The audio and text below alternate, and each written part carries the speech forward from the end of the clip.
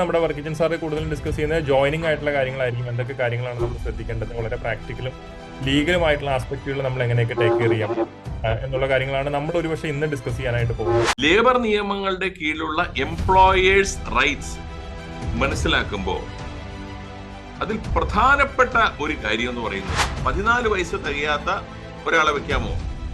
എന്തുകൊണ്ട് വെച്ചുകൂടാ? എന്റെ സ്ഥാപനം, ഞാനുണ്ടാക്കിയ സ്ഥാപനം, അയാളും തയ്യാറാണ് വർക്ക് ചെയ്യാൻ.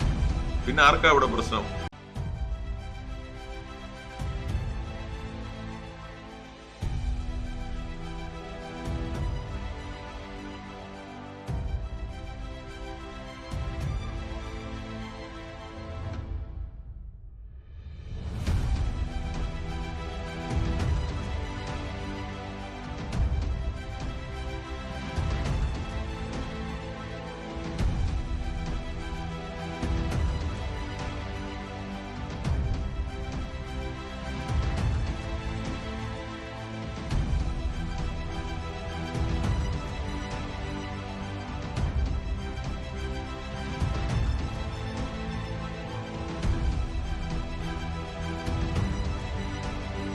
ഇന്റർസ്റ്റേറ്റ് മൈഗ്രന്റ് വർക്ക്മാൻ ആക്ടിൽ ഭേദഗതികൾ സജസ്റ്റ് ചെയ്ത് സംസ്ഥാന സർക്കാർ ഡ്രാഫ്റ്റ് പ്രസിദ്ധീകരിച്ചിട്ടുണ്ട്. നിങ്ങളുടെ EPF അക്കൗണ്ട് കഴിഞ്ഞ 3 വർഷമായി ഇന്നോപ്പറേറ്റീവ് ആണോ എങ്കിൽ അത്തരം അക്കൗണ്ടുകൾ ഫ്രീസ് ചെയ്യാനുള്ള നടപടികൾക്കൊരുങ്ങി EPF അതോറിറ്റി. ESI പേയ്മെന്റ് അടയ്ക്കുന്നതിൽ വീഴ്ച വരുത്തി റവന്യൂ റിക്കവറി ഡ്യൂ നേരിടുന്ന കമ്പനികൾക്കെതിരെ അറ്റാച്ച്മെന്റ് ഓഫ് പ്രോപ്പർട്ടിയും അറസ്റ്റും ഉൾപ്പെടെയുള്ള കർശന നടപടികൾക്കൊരുങ്ങി ESI.